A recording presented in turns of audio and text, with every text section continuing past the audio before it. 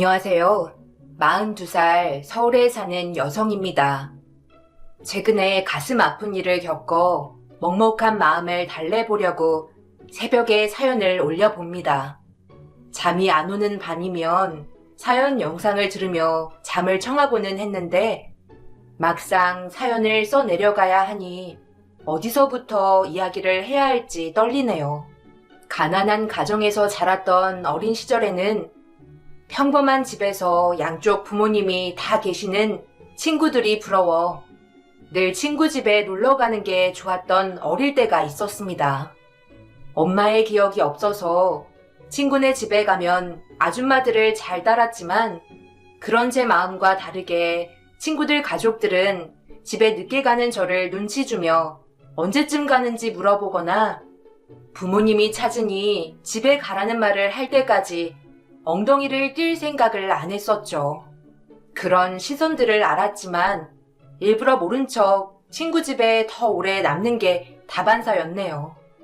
하루는 친구 집에 놀러 갔는데 양쪽 부모님이 계신 친구가 너무 부러워 그 친구네 엄마의 물건 중에 아끼는 목걸이를 몰래 가져온 적이 있었습니다.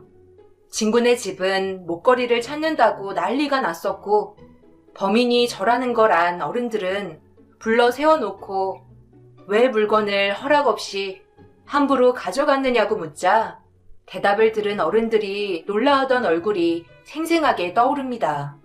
어이없게도 10살짜리 꼬마는 친구 엄마와 아빠를 자기 집에 데려가고 싶었는데 그럴 수 없어서 목걸이를 가져간 거라고 답했고 그 말을 들은 어른들은 어떻게 반응해야 할지 몰라 난감해 했었던 것 같아요. 아무도 10살짜리에게 남의 물건을 함부로 가져오면 안 되고 그건 도둑짓이라는 것을 알려주지 않았을 때 일이고 그 이후로 그런 행동이 나쁜 짓임을 알고 다시는 안 했지만 남은 초등학교 생활 내내 단 한 번도 친구 집에 초대를 받아 간 적이 없었어요. 그런 일들이 초등학교 다니면서 몇 번 있게 되자 그 원망은 모두 아빠에게로 갔었고 3살 때 고아원에 맡기고 찾아왔었다던 그 말을 들은 이후 아빠에 대한 미움은 하늘을 찔렀죠. 아빠는 홀로 딸을 키우기에 여력이 없었는지 이제 막 걷기 시작하는 3살짜리 아이를 고아원에 맡기고 7살 때쯤 찾으러 오면서 한 손에는 2살 많은 오빠가 손을 잡고 있었습니다. 원장님은 아빠와 오빠라는 사람을 가리키며 이제 아빠랑 오빠랑 같이 살겠다면서 좋아하셨고 그렇게 얼굴을 처음 본 그날 가족을 만나게 됐어요. 아빠는 타일 시공업자이셨고 화장실 베란다에 있는 타일을 교체하거나 새로 붙이는 작업을 하셨는데 매일 새벽 6시에 출근을 하고 오후 4시가 되면 어김없이 퇴근을 해서 집에 오셨습니다. 학교를 마치고 집에 가면 아빠는 이른 초저녁과 함께 항상 밥상에는 소주 한 병이 남겨져 있었고 다음날 남은 소주를 아침 안주 삼아 먹고 일을 나갔어요. 하루도 빠짐없이 반복되는 그 모습이 왜 이렇게 보기 싫은지 아빠의 모습을 볼 때마다 사춘기 소녀는 짜증을 내는 게 학교 후 일상이 됐습니다. 아빠는 매일 술을 먹었지만 취하지는 않았고 반주로 먹는 습관이 있으셨는데 그날도 어김없이 4시에 일을 마치고 집에 와 반주 삼아 소주를 마시면서 텔레비전을 보고 있었네요. 학교가 끝나고 집에 온 딸을 반기며 한마디 했지만 대꾸할 기분이 아니었고 학교에서 있었던 사소한 일 때문에 기분이 엉망이었는데 그것도 모른 채 아빠는 자꾸 말을 걸어왔고 괜한 화풀이 상대로 화를 내며 받아쳤는데 그날이 아빠의 목소리를 듣는 마지막 날이 되고 말았으며 그 사건 이후로 아빠와 더 이상 대화를 할 수 없게 됐습니다. 딸, 학교에서 왔으면 아빠한테 인사를 해야지. 넌 어떻게 아빠를 남보듯 하니? 아무리 아빠가 아기 때 고아원에 잠깐 맡겼다고 이렇게 쌀쌀맞게 굴 거야? 이리 와서 아빠랑 오순도순 이야기해보자. 다른 집 딸들은 용돈 받겠다면서 억지로 와서 미주알 고주알 떠든다던데 우리 딸은 찔러도 피 한 방울 안 나올 거야. 아빠가 누누이 이야기하지만 그때는 정말 어쩔 수 없었어. 네가 너무 어려서 아빠가 보는 게 보통 힘든 일이 아니었거든. 그래도 이렇게 찾았는데 아빠 너무 서운하다. 그러지 말고 우리 딸 뭐 가지고 싶은 거 없어? 말만 해. 아빠가 다 사줄게. 아빠 오늘 돈 많이 벌어왔어요. 기껏해야 막노동에서 벌은 돈 많이 벌어봤자 얼마나 되겠어? 가지고 싶은 거 있어서 말하면 아빠가 다 사주게? 다른 집 부모들은 자식들한테 핸드폰 사준다는데 아빠는 그렇게 못하잖아. 매일 오빠만 생각하지? 오빠는 고아원도 왜 안 맡긴 거야? 고작 우리 2살 차이밖에 안 나는데 내가 어리면 오빠도 어렸거든? 오빠는 데리고 다니면서 나는 고아원에 맡기고 완전 차별이잖아. 어디서 쪽팔려서 이야기도 못해. 나 고아원에서 지내봤다고 하면 친구들도 나랑 안 논다고. 이게 다 아빠 때문이잖아. 그니까 이제 그 이야기 좀 그만해. 그리고 내가 그 일 때문에 이러는 줄 알아? 그냥 아빠가 싫어.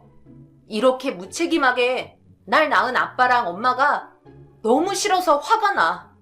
엄마는 얼굴도 모르는데 왜 없는지 이야기도 안 해주고 아빠만 혼자 비밀 많이 만들어. 난 비밀만은 아빠랑 더 이상 이야기하고 싶지 않으니까. 그리고 앞으로 독서실 다닐 테니까 그런 줄 알아. 독서실비 한 달에 12만 원이니까 돈 줘. 공부하겠다는데 설마 안 주는 거 아니지?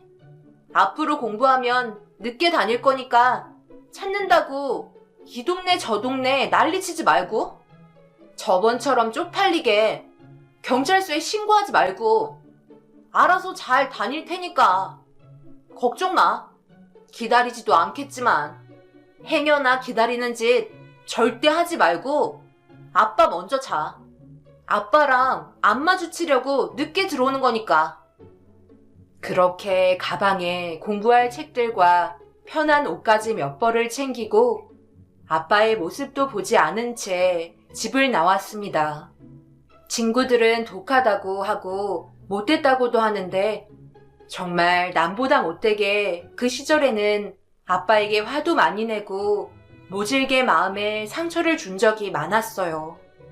일주일 후 집에 갔는데 늘 집에 있던 아빠가 없었고 가방에 짐을 챙기며 집을 나서는 오빠와 마주치고 말았으며 오빠가 갑자기 껴안으면서 왜 이제서야 집에 왔냐고 울먹이며 물었고 갑작스러운 말에 충격과 함께 다리에 힘이 풀려 주저앉을 뻔했지만 정신을 제대로 차려야 했으며 아빠에게 큰일이 생긴 것 같았습니다.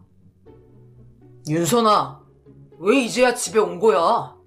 도대체 넌 아빠한테 관심이 있긴 하니? 무슨 일이 생긴 줄 알고 이렇게 태어내? 아빠가 이 지경이 된 줄도 모르고 일주일이나 집에 안 들어온다는 게 말이 돼? 아무리 독서실에서 살겠다고 나갔다지만 집에 전화 한 통이라도 할 수 있었잖아. 그럼 적어도 이렇게 늦게 만날 일은 없었을 텐데. 아무리 아빠가 싫어도 우리 아빠인데 걱정은 안 하니? 도대체 왜 이렇게 삐딱하게 구는 거야? 언제까지 사춘기 핑계로 엇나갈 건데?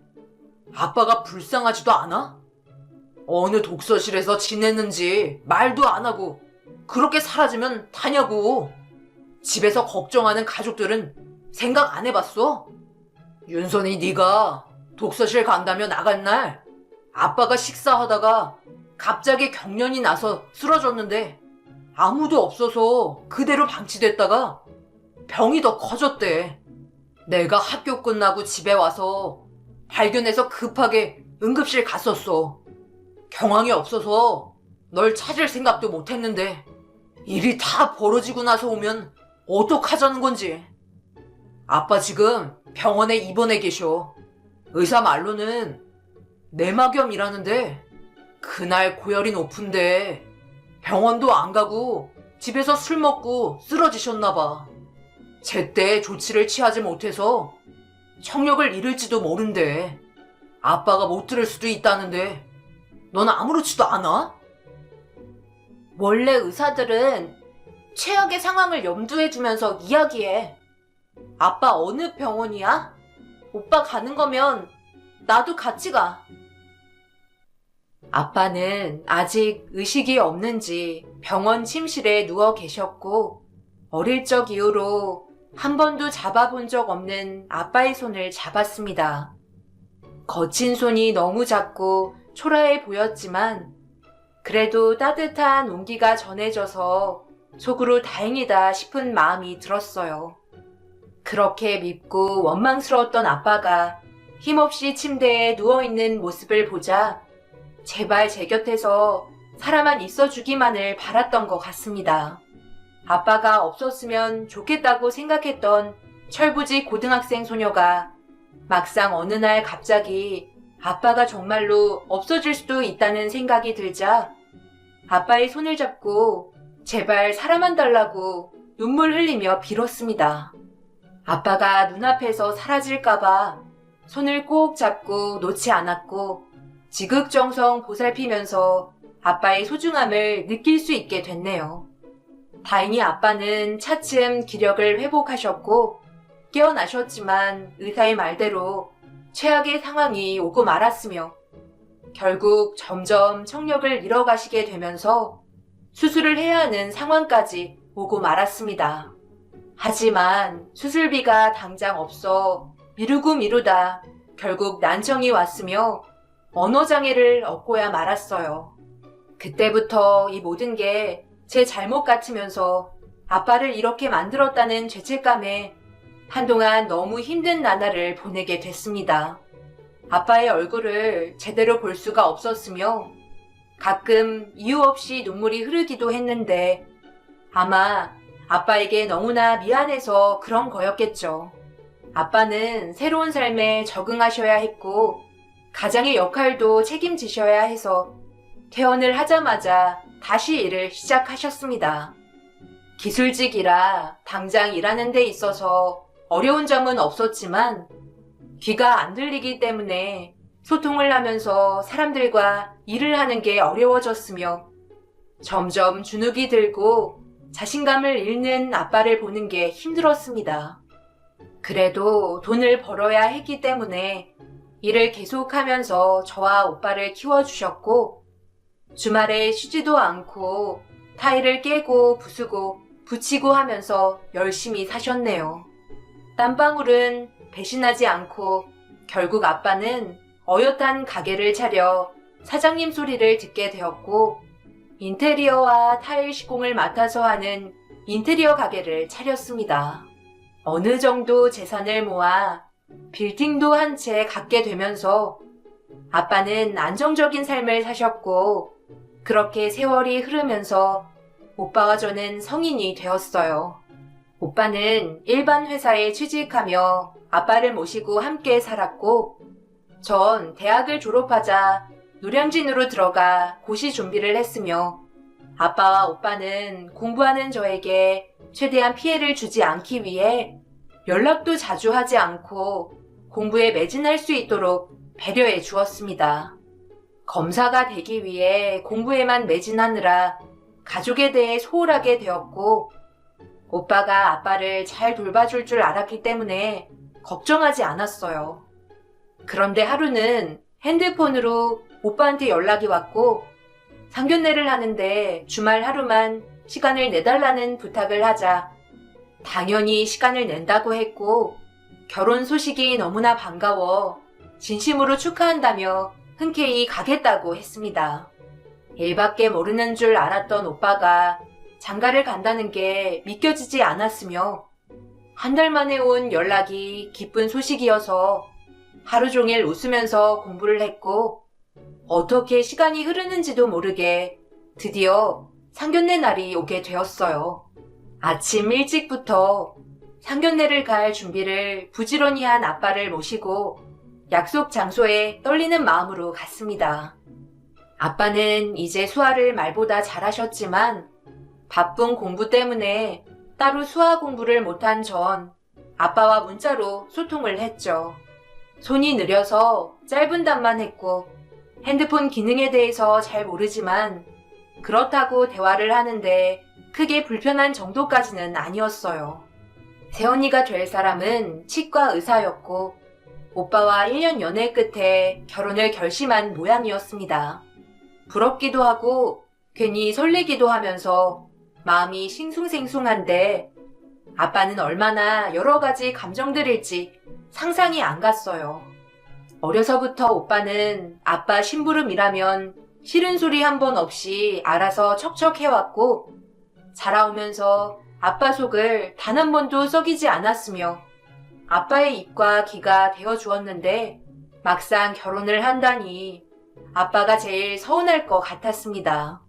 세 식구만 있는 집에 가족을 새로 만든다는 일은 신경 쓸 일도 많고 은근 할 일도 많은 것 같다는 생각이 들자 이럴 때 엄마라도 있으면 같이 도란도란 나누면서 장가를 보냈을 것 같은데 엄마의 빈자리가 새삼 쓸쓸하게 다가왔습니다.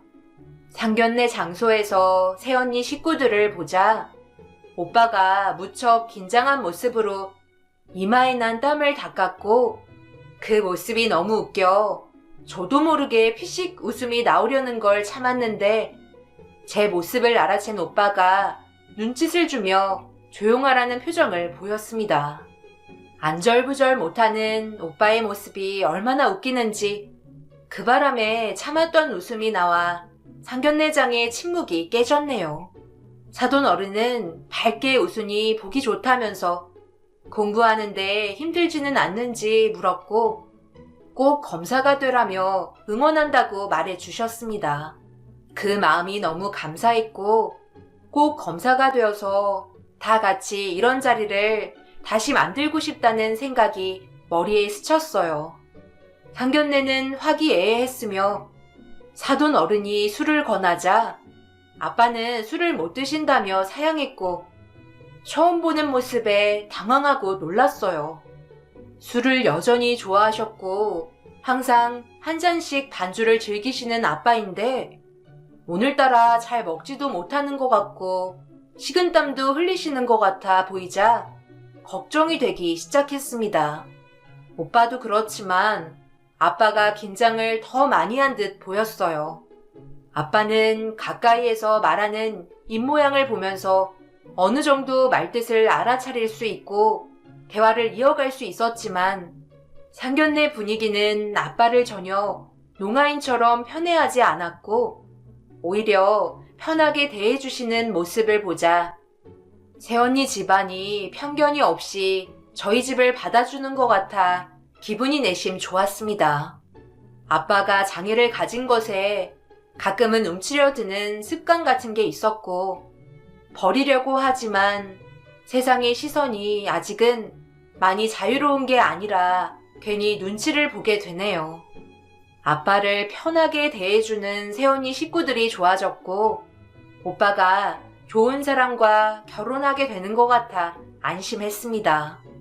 식사가 거의 끝날 때쯤 오빠와 아빠가 화장실에 다녀온다고 나갔고 한참 후에 들어오는데 아빠의 표정이 심상치가 않았어요. 아빠에게 어디 아프신 거냐고 묻자 감기 기운이 있는지 집에 가서 쉬어야겠다고 했고 오빠는 저보고 모시고 집에 가는 게 좋을 것 같다고 했습니다. 식은땀을 흘리는 아빠를 보자 더 이상 상견례 자리에 있으면 안 될 것 같아 모시고 집에 오게 됐으며 아빠는 집에 도착해서야 긴장했던 몸이 풀렸는지 한시름 놓으셨고 상견례에 대해서 물어보자 좋다며 이야기를 해줬습니다. 쉬고 싶다는 말에 이불을 펴드리고 나왔고 그때 아빠 못지않게 긴장을 했었는지 잠시 눈을 붙이고 누워있다는 게 그만 잠을 자고 말았어요. 아침이 돼서야 눈이 떠졌고 아빠를 찾는데 운동을 가셨는지 핸드폰만 남겨두고 아빠는 보이지 않았습니다.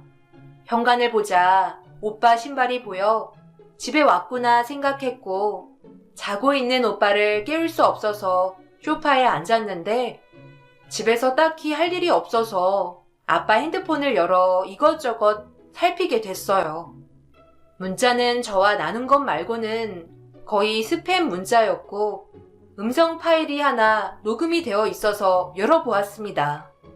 그런데 충격적이게도 음성 파일에서 나오는 목소리는 화가 잔뜩 난 오빠 목소리였고 황당한 이야기가 흘러나오자 기가 막혔어요. 적당히 계시다가 눈치껏 빠지시라고 했잖아요. 도대체 언제까지 있으시려고 갈 생각을 안 하세요? 저랑 약속한 거 잊었어요? 아빠 농아인이신 거 처가에서는 몰랐으면 좋겠다고 했잖아요. 부탁 들어주는 게 그렇게 힘든 거 아니잖아요. 엄마도 없고 저쪽에 비해 재산도 많이 딸리는데 아빠마저 언어 장애가 있다는 걸 알게 되면 이 결혼 못해요. 그리고 옷은 또 이게 뭐예요? 이런 낡은 옷 말고 좋은 옷 없었어요? 우선 빨리 눈치 못 채게 나오시기나 하세요. 그리고 아빠, 제 손을 잘 봐요. 이렇게 엄지손가락을 펴서 식탁에 올려놓으면 눈치껏 빠지세요. 윤선이 보고 아빠 컨디션 좋지 않아서 집에 가야 한다고 하면 윤선이도 따라 나오겠죠. 그러니까 장인어른 말에 대답하지 마시고요. 핸드폰 녹음 소리는 조금 놀랐습니다. 아빠밖에 모르고 속 썩인 적 한 번 없는 오빠를 보면서 저런 아들을 두면 너무 좋겠다고 생각한 적이 있었는데 녹음에서 흘러나오는 목소리는 그동안 오빠의 목소리가 아닌 것 같았어요. 저라면 그럴 수도 있지만 오빠가 아빠한테 화를 내는 목소리는 처음 들어서 놀랐던 것 같아요. 그리고 오빠가 결혼을 위해 아빠의 장애를 숨기는 게 이상할 수도 있지만 한편으로는 이해가 갔습니다.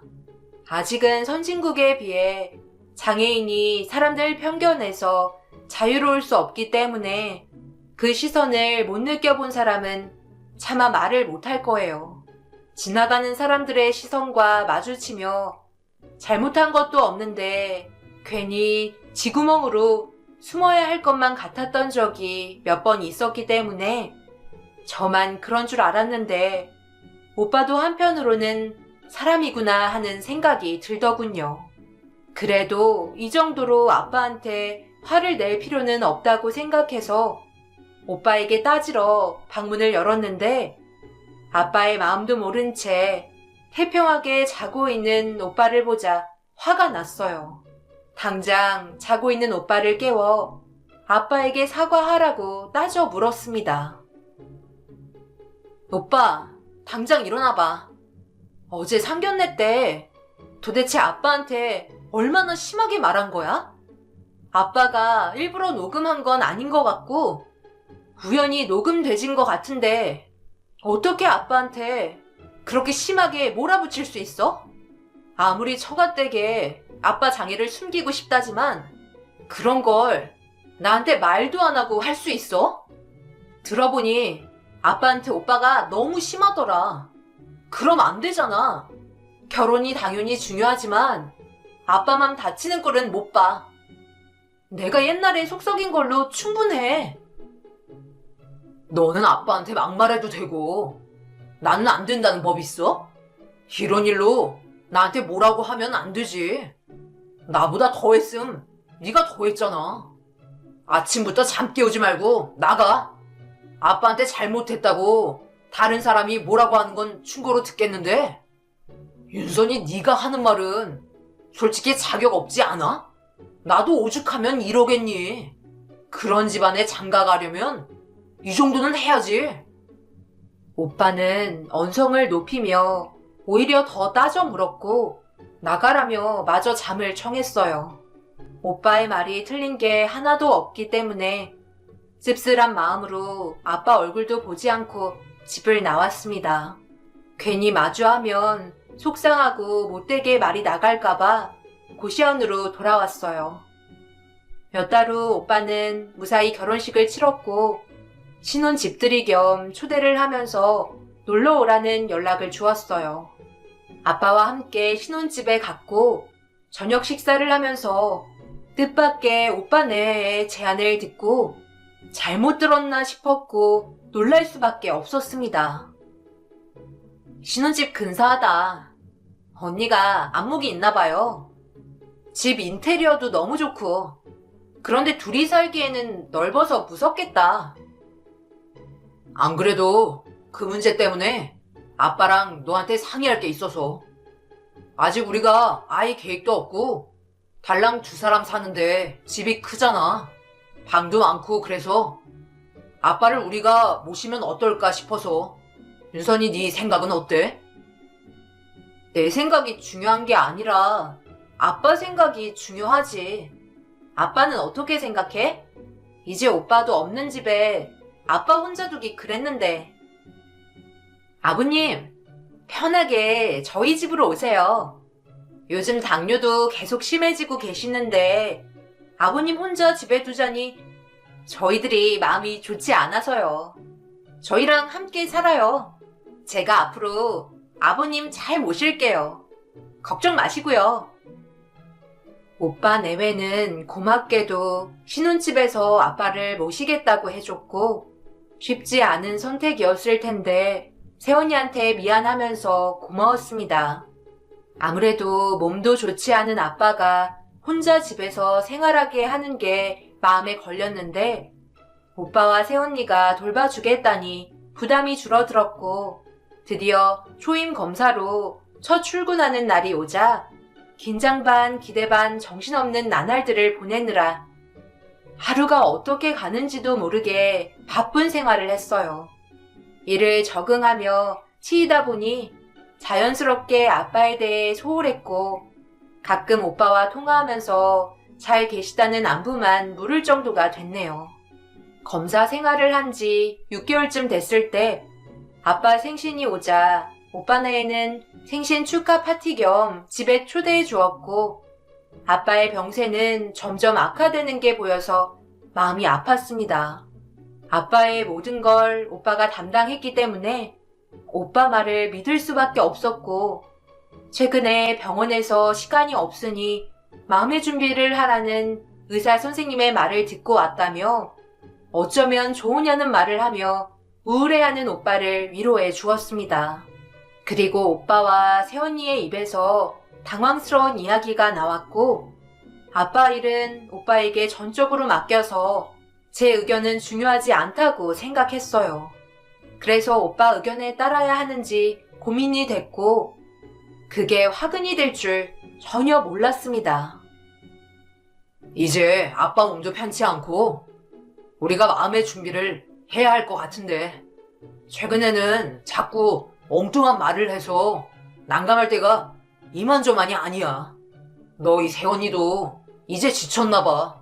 하긴 홀시아버지 돌보는 게 힘들 텐데 그런 내색 없이 이렇게 해주는 거 보면 내가 다 미안해. 그나저나 아빠 가게랑 집을 처분해야 하지 않겠어? 너는 오피스텔에서 지낼 테고 나도 이 집에서 앞으로 지낼 거니까 아빠 집이랑 가게는 파는 게 어때? 아니면 임대하고 전세로 내놓아도 되고. 아빠한테 당연히 물어봤지. 내가 하라는 대로 하라 그러시지 별말 없으셔. 요즘 정신도 오락가락 하시는 것 같아. 마음이 아프다. 이 정도까지 됐으면 연락 좀 주지. 그럼 내가 더 시간 내는 건데. 이제 와서 오빠한테 뭐라고 그러는 게 아니라 내가 못한 게 너무 많아서 속상해서 그래. 근데 정말 의사 선생님이 그렇게 심하게 말을 했어? 나랑 문자로 이야기도 잘 주고받고 아직 그렇게 심하게 아픈지 모르겠는데. 아빠 약은 잘 챙겨 먹는데? 새언니 힘든 거 알아. 내가 해야 하는 일을 새언니가 맡아서 다 해주니까 정말 미안하고 고맙고. 그런데 아빠 재산에 대한 건 컨디션 좋을 때 아빠한테 다시 물어보는 게 어떨까? 아빠가 평생을 일군 가게랑 집인데 한순간에 우리가 일 처리하는 게 맞는 건지 모르겠어. 오빠가 그동안 아빠한테 얼마나 잘했는지 잘 알아. 아빠가 오빠한테 일 다 맡기라 하겠지. 그래도 내가 다시 물어볼게. 오빠가 애 많이 쓰네. 난 일하느라 제대로 딸 노릇도 못하는데 정말 미안해. 근데 오빠, 집은 별일 없지? 물어보길 뭘 물어봐? 아빠한테는 더 이상 물어보지 마. 이건 오빠로서 부탁이야. 안 그래도 일로 얼마나 예민한데. 너까지 불 붙는 곳에 기름 붓는 꼴 돼. 이 일은 오빠한테 맡겨. 그리고 의사도 이제 준비를 하라고 하잖아. 아빠 재산에 대해서는 나한테 전적으로 맡겨주면 좋겠다. 그동안 윤선이 네가 아빠를 나한테 다 떠넘기듯이 했잖아. 재산 때문에 이제 와서 아빠를 모신다더니 그런 거 아니지? 아빠가 남긴 재산은 그동안 병원비랑 이것저것 들어갈 때가 많아. 정리할 것도 많고. 그래서 네 상속분은 그곳에 쓸까 해. 네가 상속에 대한 지분을 다 넘기는 게 좋을 것 같다. 오빠한테 맡기고 앞으로 아빠 살아계시는 동안 자주 집에 와. 아빠와 시간 좀 보내고. 그러다 나중에 후회한다. 갑자기 돌변하는 태도에 당황스러웠지만 결국 오빠는 아빠의 가게와 집을 자신의 명의로 돌리고 나서 한참 후에 저에게 그 사실을 알려줬습니다. 이미 일이 다 끝난 후였기 때문에 제가 반대를 한다고 해서 해결될 일도 아니고 괜히 남매 사이에 재산 싸움 같은 게 일어날까봐 한 걸음 뒤로 물러나 있었어요. 오빠네가 그동안 아빠를 위해 헌신한 생활과 시간들이 많았기 때문에 어떻게 보면 당연한 보상이라고 할 수 있었죠. 아빠는 마지막 가시는 길 병원에서 치료를 받던 중 하늘나라로 가셨고 그 슬픔은 말로 표현을 못할 정도였습니다. 오빠 말처럼 자주 찾아뵙지 못해서 후회하는 마음이 너무나 컸고 지독하게 외로웠어요. 장례를 모두 치르고 아빠의 마지막 가는 길을 보기 위해 입관 준비를 하는데 장례식장 안으로 제 이름으로 된 퀵이 왔고 일적으로 퀵을 보낸 줄 알고 신경질적으로 물건을 받았습니다. 아빠가 돌아가셨는데 이런 곳까지 일을 보낸다는 게 상식 밖이라고 생각했는데 보내는 사람에 아무 이름도 없었고 받는 이름에 제 이름 석자만 써져 있었어요. 조용한 쉼터방에서 물건을 뜯어보자 아빠의 낡은 투지폰이 들어있었고 작은 수첩 하나가 나왔습니다. 수첩에는 병상일기라고 써져 있었으며 열어보자 빼곡빼곡 아빠의 글씨가 가득 있었습니다. 이미 눈물 콧물 다 나온 바람에 앞이 제대로 보이지는 않았지만 아빠의 병상일기를 읽자마자 대성통곡하고 말았어요. 내 딸 윤선아, 마음껏 불러보지 못한 이름 윤선이 이렇게 될 줄 알았으면 원 없이 불러보는 건데 아빠가 너에게 너무나 많은 잘못을 지었구나. 애초에 널 고아원에 데려다 놓는 게 아니었는데 이제 와서 지난 일들을 후회하면 무엇하겠니? 오늘은 피검사를 한다는구나. 더 이상 삶에 미련이 없는데 병원에서는 자꾸 이것 해라 저것 해라 나를 귀찮게 해. 피검사가 있기 전에 너에게 문자를 보내볼까 하다가 생각을 접었어. 검사가 얼마나 바쁜 일이니? 축하한다는 말을 지금까지도 마음에 두고 있는데 언제 목소리로 그 말을 해줄 수 있을지 말하는 법을 너무 오래도록 잊어버려서 목소리가 안 나오는구나. 며느리와 네 오빠가 없을 때 소리를 내보려고 연습을 해봤는데 쉽지 않아서 매번 포기하고 말았어. 수화를 배워보라고 이야기를 해보려 했지만 공부하는 것도 바쁜데 언제 수화를 배워 나와 말을 하겠니? 내 이기적인 생각이지. 윤선아, 아빠가 널 고아원에 맡길 수밖에 없었던 이유는 너를 낳기 직전에 아빠 친구에게 사기를 맞았는데 친구 녀석이 자기 자식까지 버리고 나를 도망쳤더구나. 집에 가보니 네 오빠가 혼자 라면을 끓여 먹고 있어서 그 모습이 너무 안쓰러워. 내가 데리고 왔고 혹여나 자기 자식을 데리고 있으면 친구 녀석이 날 찾아오지는 않을까 내심 기대한 것도 있었어. 그런데 지금까지 찾아오지 않은 것 보면 그 친구한테 무슨 일이 생기고도 남았겠지. 오빠와 넌 친남매지간이 아니란다. 이 얘기를 쓰기 전에 오빠에게 먼저 알렸는데 믿질 않는구나. 이제 와서 다 키워놓고 네 오빠에게는 미안한 일일 수 있겠지만 내가 한평생 모은 재산을 사기꾼 아들 녀석에게 모두 줄 수 없다. 윤선아, 오빠에게 미안해하지 말고 내 재산은 너에게 모두 상속할 테니 네 오빠를 막으렴. 한평생 혼자였을 네 오빠를 내가 걷어준 것만으로도 우리 가족은 충분히 그 녀석에게 했단다. 오빠가 앞으로도 예비를 빌미로 널 괴롭힐까봐 겁나는구나. 최근에 주식에 손을 대서 분산 투자를 하다가 모두 잃어서 며느리랑 이혼 소리가 오가는 걸 들었어. 큰돈이 많이 필요할 게다. 내 재산을 오빠 손에 넘어가지 않게 해주렴. 내가 죽고 땅에 묻힌다면 영원히 너와 오빠는 가족이 되고 만다. 네 오빠가 보는 앞에서 셋을 유전자 검사를 하는 방법이 가장 정확할 것 같구나. 법에 대해서는 자랑스러운 내 딸 윤선이가 더 잘 알 테니 뒷일을 너에게 맡기마. 내 딸로 태어나줘서 고맙다.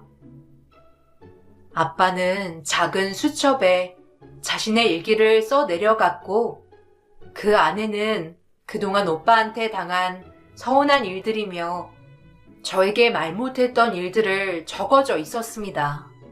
이제 와서 후회하며 앞으로 살아갈 제 인생을 망치지 말기를 아빠는 간절히 바라셨고 오빠가 모든 재산을 가져가는 것을 막으라는 얘기를 보고 입간에 들어가는 아빠를 꺼내달라 했으며 오빠네 애를 불러 세웠어요.